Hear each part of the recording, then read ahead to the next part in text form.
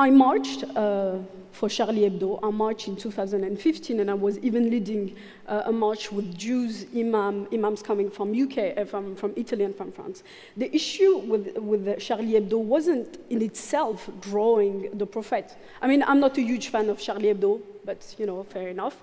But the issue was they were depicting the Prophet Muhammad as a terrorist. That was the main issue. That was people were complaining. But still, you can argue you don't express opposition by killing people. Of course, but this is not what we're saying. We're saying that you need to draw a line between, assimilating Muslim as terrorists and depicting the Prophet. I mean, I'm not a reader of Charlie Hebdo, I don't care, they can draw whatever they want.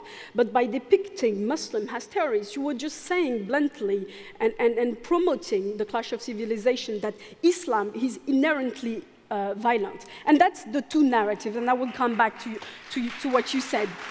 The two stories, when it comes to Islamic extremism, there are two stories and two narratives that are opposed. The first one that Zineb is promoting basically on French TV, and she's mostly in this BFM TV, which is known as Fox News in France. But basically what she's saying is that on a daily basis, when there's a terrorist attack, she's saying Islam is the issue, just read the Quran. And she's quoting from some verse. I want to ask to Zineb, which I never had the chance to meet in France, I want to ask her, how can the same verse, how can Islam being inherently violent and promote terrorism, and while a few centuries ago, it was one of the most prominent civilizations, how could a same verse could promote Al-Andalus, convivencia, and terrorism? And if you want to draw a parallel between the American example, Martin Luther King used the Bible to promote rights and justice for all. At the same time,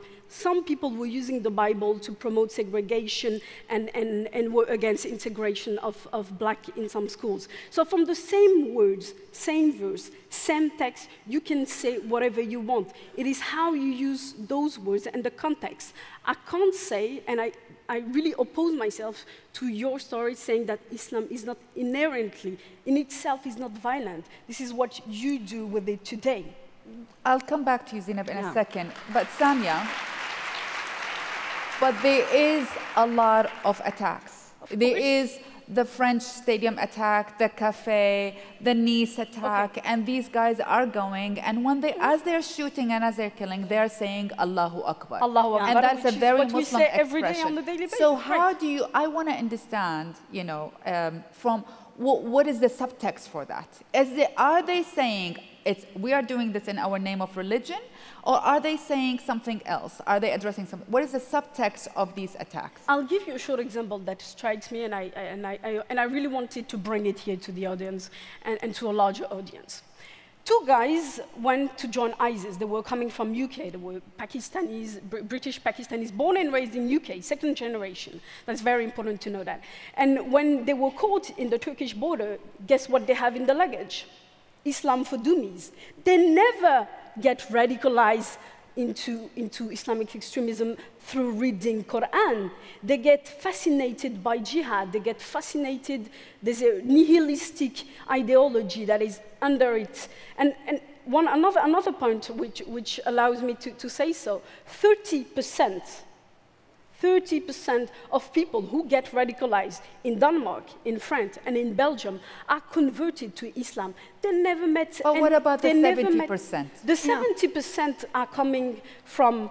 The 70% come from the second generation. We have no case of third generation of young people from... What does that mean? Which means that they are in rupture, first, with their own family. They're in rupture with the Islam that was... basically maintained by the family. You met some of them. They were coming from very secular family. They weren't even born as Muslim. They were doing more Christmas than Eid. And what you need also, and I think she pretty disagree with me, but what is important to say, I've been living and I've been working in suburbs of Paris. And I said it to you, but I had one of my kids who went to ISIS, right? He died there. And this young guy, Adama, was 21. He was a great guy. He was always polite. And I remember, I was really taken aback when I heard about the story. And he was, on a daily basis, facing discrimination, on a daily basis, feeling exclusion.